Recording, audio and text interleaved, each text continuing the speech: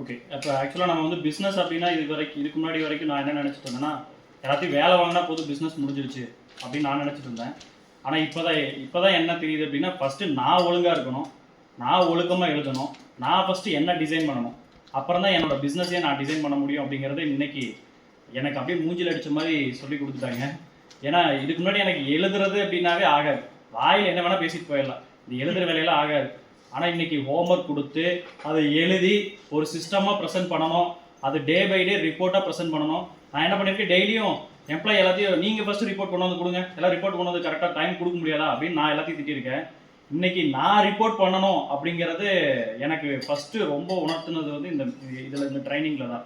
So டெஃபினட்டாக இனிமேட்டு வந்து நான் ஃபஸ்ட்டு நான் எனக்கு டிசைன் பண்ணுவேன், எனக்கு நான் ரிப்போர்ட் போடுவேன், என் கம்பெனிக்கு ஃபஸ்ட்டு நான் ரிப்போர்ட் ஜென்ரேட் பண்ணுவேன். அதுக்கப்புறம் தான் ஃபஸ்ட்டு நான் அதுக்கு அடுத்த ஸ்டேஜ் தான் நான் எம்ப்ளாயே போய் நான் கேட்க முடியும். அதுக்கு அடுத்தது என்னோடய பிஸ்னஸையும் நான் டிசைன் பண்ண முடியும். ஸோ இன்னுமே பிஸ்னஸோட அப்படிங்கிற எழுத்தே நான் இன்னும் போடலை அப்படிங்கிறத இன்றைக்கி நான் தெரிஞ்சுக்கிட்டேன். ஸோ டெஃபினட்டாக விஜி டைக்கூன்ஸ் வந்து ரொம்ப சப்போர்ட்ஃபுல்லாக இருக்குது.